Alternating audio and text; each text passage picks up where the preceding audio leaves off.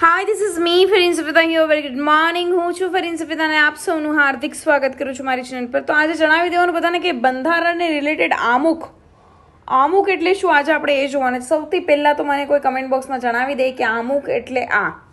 ચાલો ભાઈ, કોઈને ખ્યાલ છે આમુખ એટલે શું? ફટાફટ આપણે ટાઈમ વેસ્ટ કર્યા વગર આપણો ટોપિક આજનો અગાડી વધારીએ. સૌથી પહેલાં તો આપણા વિડીયોને લાઇક કરી દેજો અને ચેનલને સબસ્ક્રાઈબ કરવાનું બાકી રહી ગયું હોય તો કરી લેજો. સાંજે મસ્ત એક ટોપિક આવશે, જોશું આપણે, મજા આવશે તમને એ ટોપિકમાં અને તમને પછી એમ થશે કે આ ઇઝી છે, બધું તલેટી બધું ઇઝી છે. મસ્ત ફેસ ટુ ફેસ સમજાવવાની કોશિશ કરીશ તમને, એટલે મજા આવશે. તો ચાલો આજે આપણે જોઈએ આમુખ એટલે શું. ભાઈ પહેલાં તો કમેન્ટ બોક્સમાં તમે જણાવી દેજો કે આમુખ એટલે શું. તો આમુખ પછી જોઈએ આમુખ એટલે શું. કોઈનો આન્સર આવશે પછી સમજાવી દઈશ. ભારતના બંધારણમાં આમુખ તૈયાર કરનાર કોણ હતા ભાઈ? મોસ્ટ ઇમ્પોર્ટન્ટ પૂછાઈ જાય તો બેઠા માર્ક્સ લેવાના. ભારતના બંધારણમાં આમુખ તૈયાર કરનાર કોણ હતા? જવાહરલાલ નહેરુ. જવાહરલાલ નહેરુએ આમુખને બંધારણનો શું કીધું છે ભાઈ? આત્મા કહ્યો છે. આવી રીતે પૂછાય બંધારણના આત્મા, આમુખને બંધારણનો આત્મા કોણે કહ્યું છે ભાઈ? જવાહરલાલ નહેરુએ. પૂછાઈ શકે.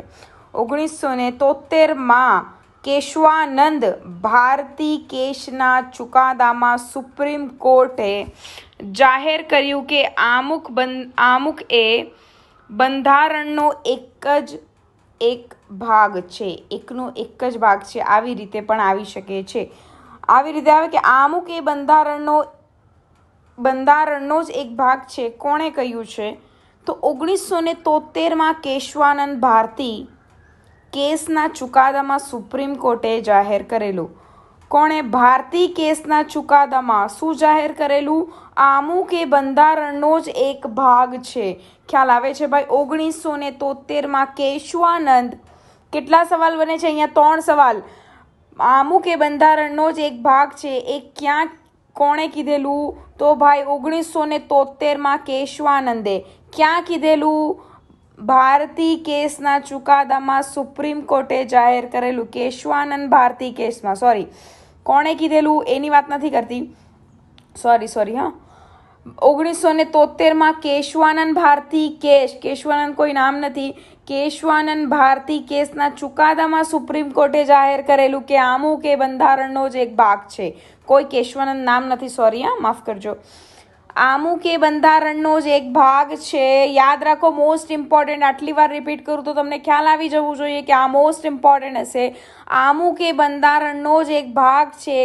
ક્યારે કીધેલું ભાઈ? 1973માં કેશવાનંદ ભારતી કેસમાં સુપ્રીમ કોર્ટે જાહેર કરેલું. બીજો મોસ્ટ ઇમ્પોર્ટન્ટ ક્વેશ્ચન અહીંયા નીકળે છે આમુખ રિલેટેડ. 1976માં 42માં બંધારણીય સુધારા દ્વારા આમુખમાં ભારતને સાર્વભૌમ, સમાજવાદી, ધર્મનિરપેક્ષ અને લોકતાંત્રિક ગણરાજ્ય કહેવાયું.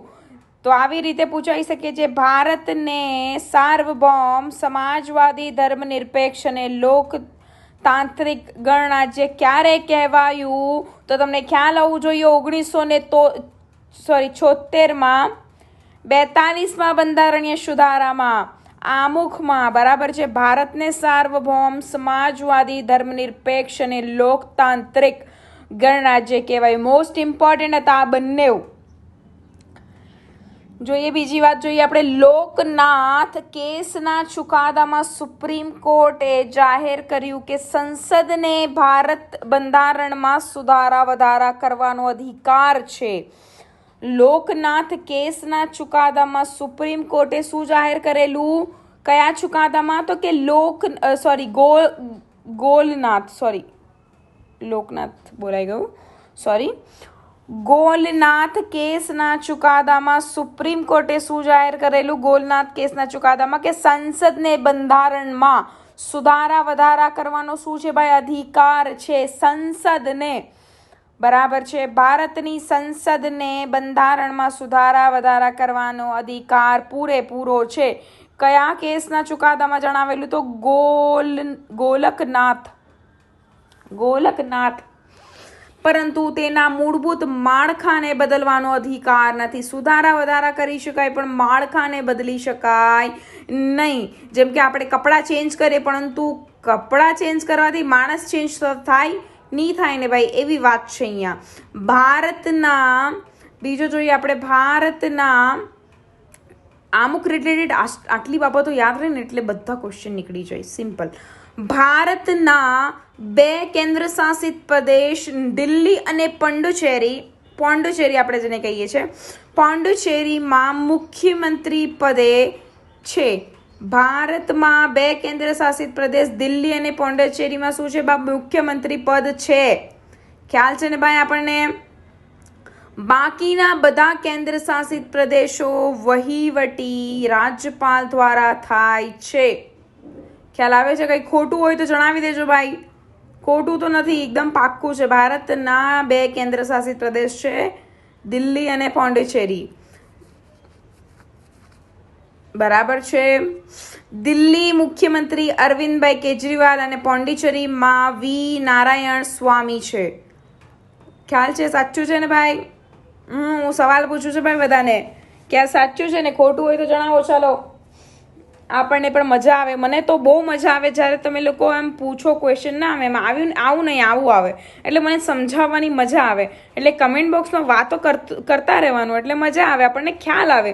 હું તમને ખોટું બતાવતી હોઉં કે આ ખોટું છે, ના હું ખોટી છું, પણ એકચ્યુઅલી તમારો પોઈન્ટ જાણવો હોય મને કે તમે શું કહેવા માંગો છો, તો હું જસ્ટ જાણવા માંગુ છું કે ભારતના કેટલા કેન્દ્ર શાસિત પ્રદેશ છે, ભારતના કેટલા કેન્દ્ર શાસિત પ્રદેશ છે. બાકીના બધા કેન્દ્ર શાસિત પ્રદેશમાં વહીવટી રાજ્યપાલ દ્વારા થાય છે ને? બરાબર છે ને આ ટોપિક? કમેન્ટ બોક્સમાં જણાવો. ચલો, લાસ્ટ 2 વાતો જાણી લઈએ કે 1961માં ભારતીય સૈન્યએ દીવ, દમણ અને ગોવાને પોર્ટુગીઝ પાસેથી મુક્ત કરી કેન્દ્ર શાસિત પ્રદેશ બનાવ્યો.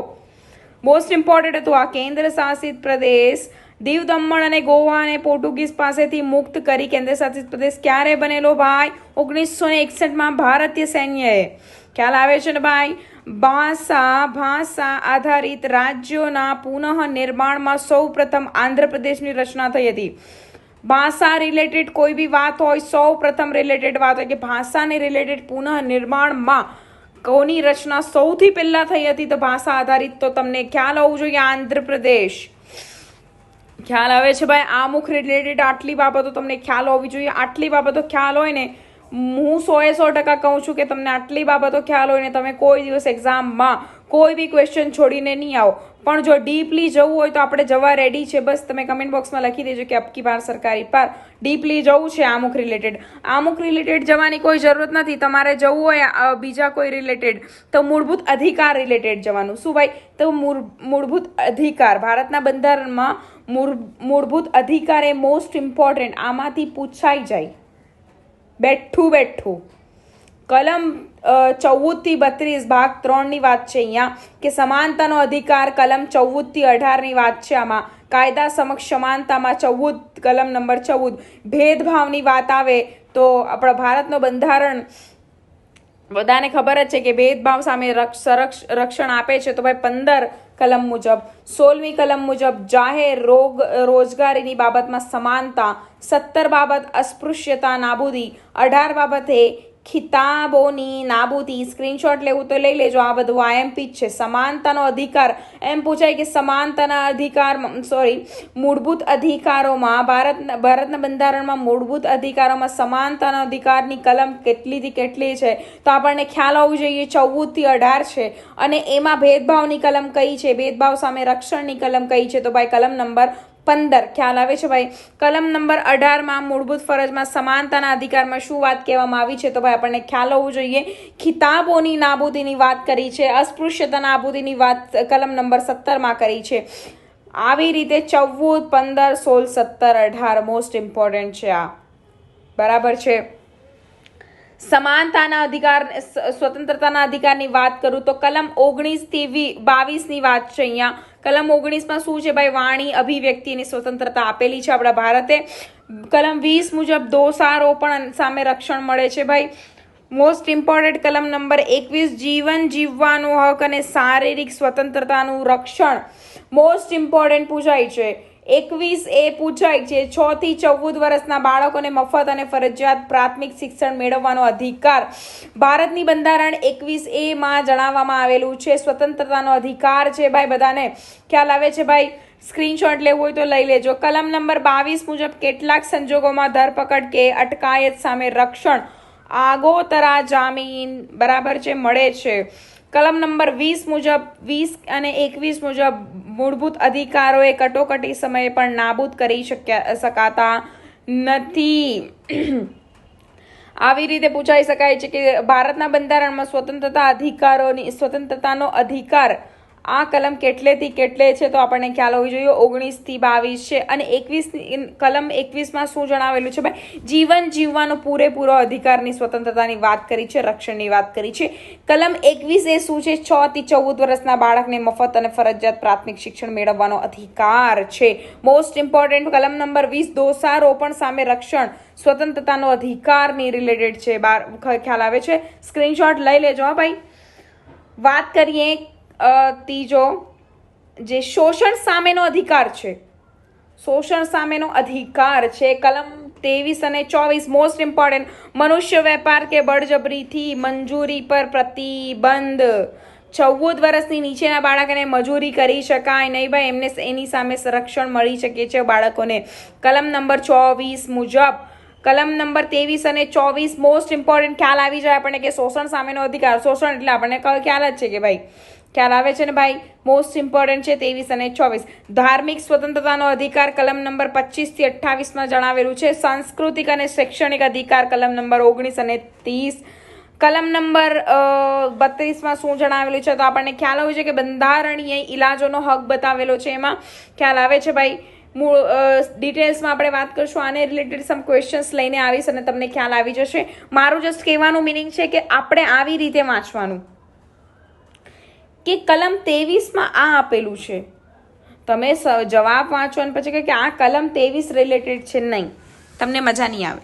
તમને ખ્યાલ આવવું જોઈએ કે કલમ 23ની અંદરની વાત આ છે, તો તમને ખ્યાલ આવશે કે હા આ જે કલમ છે, આ જે વાત કીધેલી છે એ 23 નંબરની કલમની વાત છે, તો તમને યાદ રહેશે. ખ્યાલ આવે છે ભાઈ? તો last but not the least, પ્રાથમિક શિક્ષણનો અધિકાર અનુચ્છેદ નંબર 21A. ખ્યાલ આવે છે? ઉપરની પણ વાત કરી લીધી, 21A આવી રહી. 21A પ્રાથમિક શિક્ષણની વાત નીચે પણ આવી ગઈ. ખ્યાલ આવે છે ભાઈ? આ શું રહ્યું? તો મૂળભૂત અધિકારોની વાત કરી લીધી આપણે. અનામિકા એકેડમીનું આ PDF મટીરિયલ છે, સારું એવું છે, મસ્ત શોર્ટ કી છે અને પૂછાય એવું છે. ખ્યાલ આવે છે ભાઈ? બીજા ઘણા ટોપિક આમાં કવરઅપ થાય છે અને મસ્ત છે.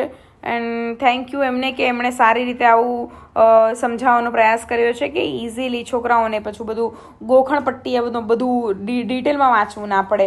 તો થેન્ક યુ સો મચ એમને પણ. અને તમને ખ્યાલ આવે છે ને ભાઈ? બધાને નહીં સમજ પડતી હોય કમેન્ટ બોક્સમાં પૂછી શકો છો. અને હજી એક વસ્તુ જણાવી દેવાનું, તમને બંધારણ રિલેટેડ કોઈ પણ બુક જોઈતી હોય ને, PDF ડાઉનલોડ નહીં થાય ગૂગલ પરથી, ગૂગલ ડ્રાઈવ પરથી, તમારે જસ્ટ જઈને લખવાનું કે બંધારણ PDF, ખાલી આટલું લખવાનું, બંધારણ PDF ઇન ગુજરાતી. તમને એક મારું ગુજરાત કરીને આવશે, ત્યાં તમારે જવાનું. મારું ગુજરાત નહીં આવે તો નીચે એક આવશે, એક JP કરીને આવશે, ત્યાં જવાનું, ત્યાં ક્લિક કરવાનું. ત્યાં જશો પછી નીચે સ્ક્રોલ કરજો, ત્યાં તમને ડાઉનલોડ ઓપ્શન બતાવશે, ત્યાં તમારે ડાઉનલોડ કરવાનું અને પછી નીચે જવાનું. PDF ખુલી જશે, તમે તમારે ત્યાં તમારા ફોનમાં જ વાંચી શકો છો. નહીં સમજ પડે મને એની ટાઈમ પૂછી શકો છો. હું એક વિડીયો બનાવી દઈશ કે તમારે આવી રીતે જઈને તમે પોતે પણ વાંચી શકો છો. ખ્યાલ આવે છે ભાઈ? મારું સમજાવવાનું કહેવાનું મિનિંગ એ છે કે તમે અહીંયા આવો, મારું સાંભળો તો તમને ઇઝીલી સમજ પડતી હશે મે બી. ચાલો, નહીં સમજ પડે પૂછી શકો છો એની ટાઈમ. કોમ્પ્યુટર રિલેટેડ જુઓ, તમને એક વસ્તુ જણાવી દેવાનું, કોમ્પ્યુટરની બેઝિક વાતો પૂછાય છે. અને હું પર્સનલી મારા PC એટલે કે મારા લેપટોપમાં ફંક્શન્સ કીથી લઈને કીબોર્ડની બધી જ એવી માહિતીથી લઈને ફેસ ટુ ફેસ એક વિડીયો લઈને આવીશ, તો તમને કમ્પ્યુટરના બધા જ ક્વેશ્ચન ક્વેરી બધી પતી જશે. એટલે આપણે લઈને આવશું, વાંધો નહીં આવે. વિડીયો પસંદ આવે તો લાઇક કરી દેજો. જેવી રીતે કહ્યું એવી રીતે વાંચી શકો છો ગૂગલ ડ્રાઈવ પર જઈને. Thank you.